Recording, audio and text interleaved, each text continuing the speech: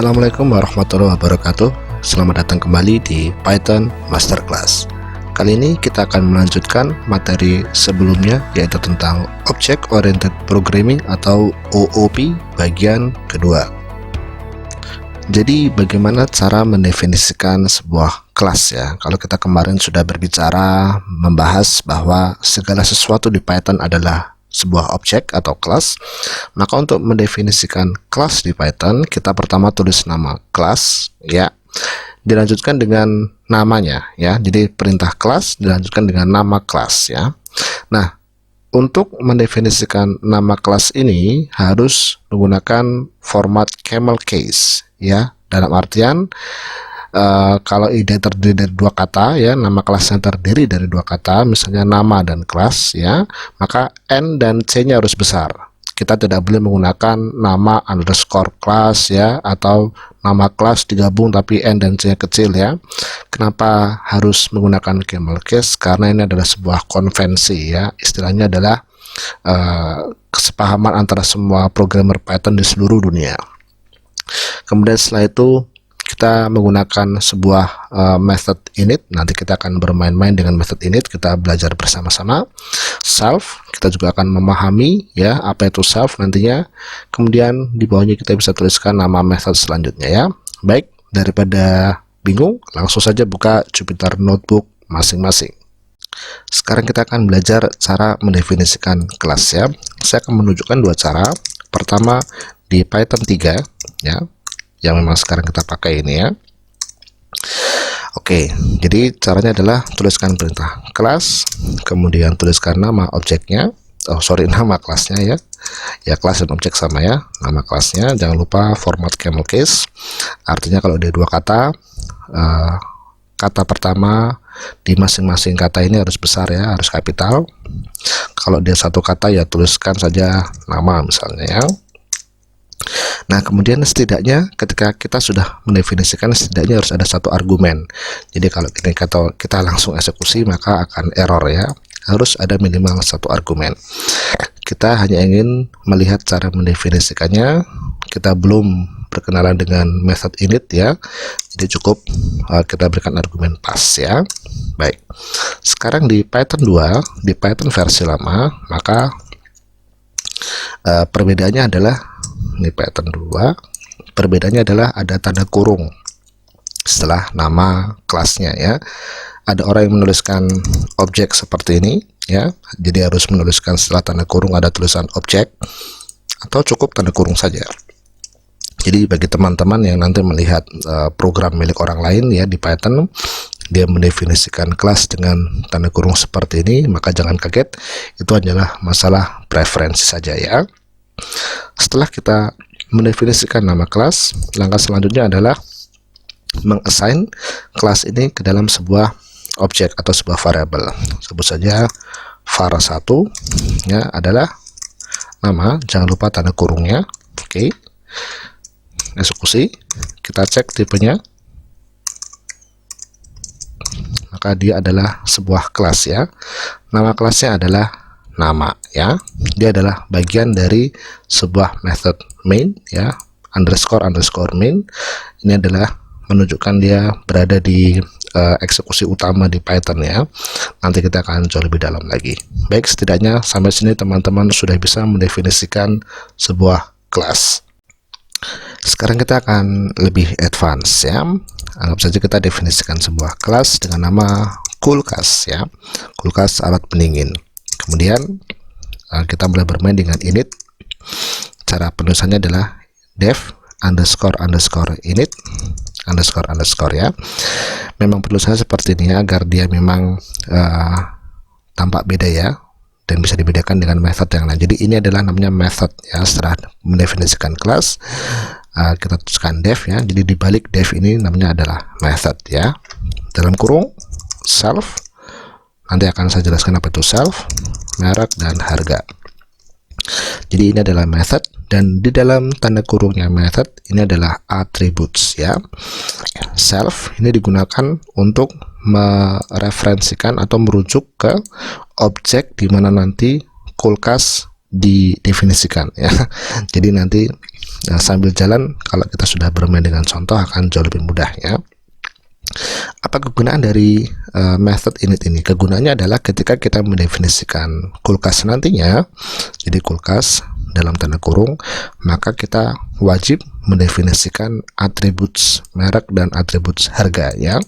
Self ini wajib ada ya, walaupun demikian, walaupun kita tuliskan, tapi ketika menuliskan atribut kulkas maka ini tidak perlu dituliskan lagi ya. Sambil jalan saja ya, jadi langsung melalui contoh, nanti teman-teman akan jauh lebih mudah.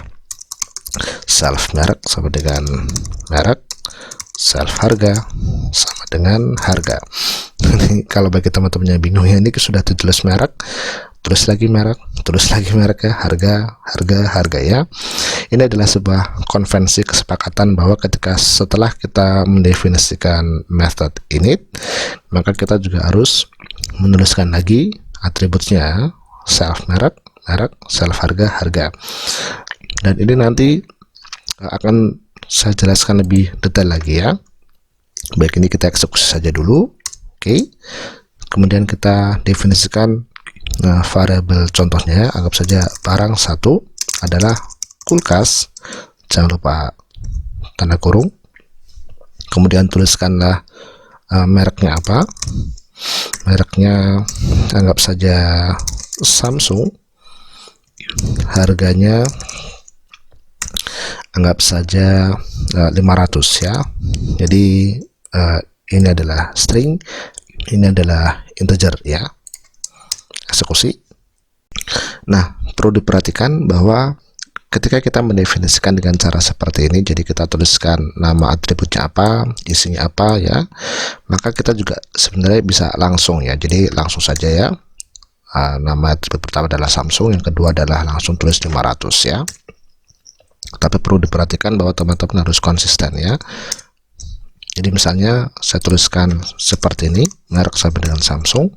Nah, yang kedua saya lupa menuliskan nama atributnya ya. Kalau ini kita eksekusi, maka akan error karena tidak konsisten ya. Jadi kalau teman-teman bingung dan mau singkat, langsung saja tulis seperti ini. Yang perlu diperhatikan adalah pastikan dia urut ya, bahwa yang pertama yang kita inginkan memang adalah merek, dan yang kedua adalah harga. Nah, setelah kita berhasil mendefinisikan sebuah kelas ke dalam variabel ya, maka ketika kita lakukan seperti ini ya, dot, kemudian ketikkan tab di keyboard, maka nanti kita akan mendapatkan atribut apa saja yang mungkin dipakai ya. Kita tahu hanya ada dua atribut ya. Misalnya kita ketikkan pilih merek ya, kita eksekusi, maka kita akan mendapatkan Samsung, barang satu, harga kita akan mendapatkan 500 ya. Nah, ini adalah contoh bagaimana kita bisa menggunakan atribut ketika sudah mendefinisikan sebuah kelas ke dalam sebuah variabel ya. Nah, sekarang saya akan fokus kepada mengapa kita harus menuliskan merek ya. Sekali lagi, ini adalah konvensi, tapi pada dasarnya kita tidak harus mengikuti ini ya, kalau memang misalnya kita paham ya. Jadi ketika kita menuliskan kelas kulkas dev init ya, maka pada dasarnya kita kata yang di sini ya, namanya itu tidak harus sama dengan di sini. Misalnya anggap saja merek 1 untuk membedakan ya, harga 1, oke. Merek 1, harga 1, oke ya. Jadi kalau ini kita eksekusi ya, kita mengharapkan ketika kita menuliskan method init, kita mengharapkan argumen yang kita tuliskan setelah itu adalah merek 1 dan harga 1. Oke, saya ulangi sekali lagi.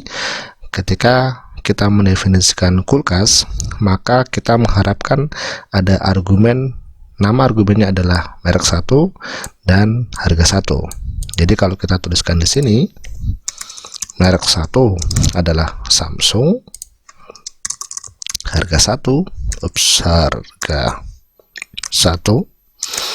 adalah 500 ya.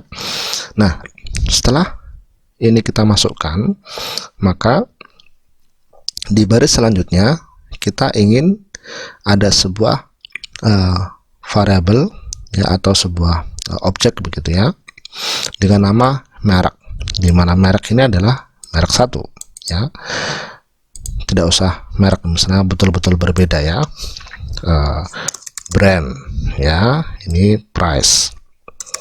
Oke, jadi ini betul-betul berbeda ya. Ini kita eksekusi. Oke, dan ini ketika kita eksekusi kita tidak akan error ya. Kenapa tidak error? Karena memang yang diharapkan di sini adalah merek satu dan harga satu. Nah, ketika ini kita eksekusi dan ini kita eksekusi, maka di sini atributnya sudah bukan merek satu lagi, tapi kita cek sendiri, tab atributnya adalah brand dan price ya. Brand, dan di sini bukan harga melainkan price. Mengapa demikian? Karena memang di sini kita mendefinisikan sendiri bahwa atribut yang bisa kita panggil itu bukan merek satu dan harga satu, tapi brand dan price ya. Jadi tahu kenapa ini bisa berbeda ya teman-teman sampai di sini ya.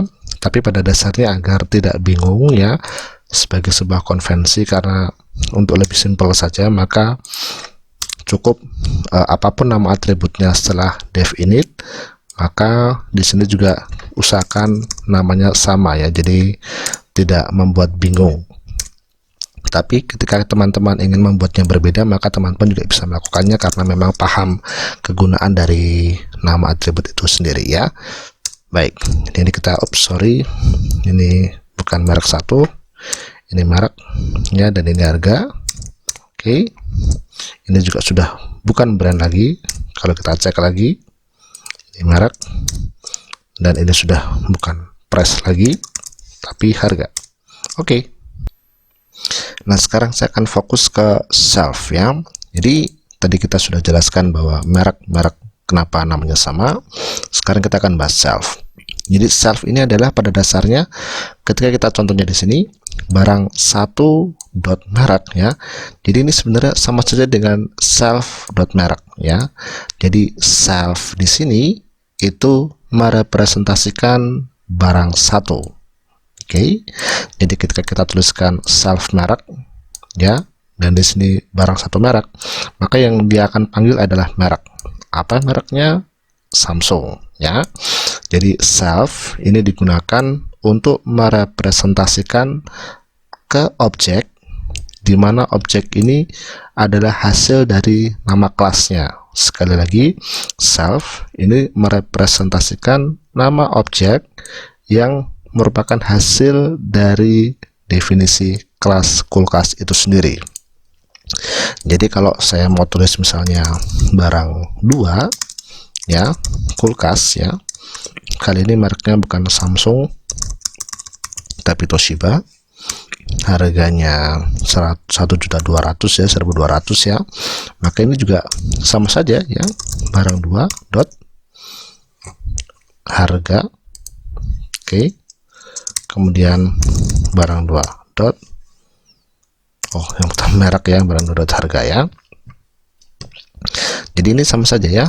Jadi barang 2 dot merek ini pada dasarnya adalah kita cukup memanggil di bawahnya ya, sama saja dengan self dot merek, di mana self ini merepresentasikan barang 2 ya. Jadi self gunanya adalah untuk mewakili ini ya, intinya begitulah ya. Jadi teman-teman lihat dari contoh, maka sekarang tahu, maka ketika saya tuliskan self ini kegunaannya adalah ketika nanti saya mendefinisikan apapun nama variabelnya, yang dimana variabel itu merupakan hasil dari definisi kulkas, maka setiap saya tuliskan nama atribut di belakangnya, maka itu semua bisa jalan. Kenapa jalan? Karena memang kita definisikan di sini bahwa self merek adalah merek, barang satu merek adalah merek, barang 2 apapun nama variabelnya di sini semua bisa terakomodir, istilahnya seperti itu ya. Tadi kita sudah bahas bahwa method init itu adalah method di mana atributnya wajib kita definisikan ya. Itu benar, tapi kita juga bisa mendefinisikan atribut lain ya. Misalnya self dot garansi Saya tuliskan di sini 3, artinya 3 tahun. Self dot apa ya, kulkas itu tenaga misalnya, listrik ya. Kemudian kita eksekusi ya. Maka ketika kita tuliskan barang 2 misalnya adalah kulkas, kita tetap hanya wajib mendefinisikan 2 atribut saja ya, yaitu atribut yang ada di dalam tanda kurung method init ini ya. Sebut saja LG, harganya 2 juta. Oke, ini kita eksekusi, dan kita masih bisa memanggil atribut garansi ya. Jadi ini muncul di sini 3 tahun. Dan atribut tenaga, tenaganya apa? Tenaganya adalah tenaga listrik ya. Baik, sampai di sini saya harap teman-teman paham dasar dari OOP. Di selanjutnya kita akan masuk lebih dalam lagi agar teman-teman dengan memahami OOP ini saya harap bisa advance, bisa mahir, dan tentunya OOP ini adalah bekal teman-teman bisa membuat program-program yang jauh lebih canggih lagi ya. Sampai jumpa lagi di episode selanjutnya. Tetap semangat belajar Python. Assalamualaikum warahmatullahi wabarakatuh.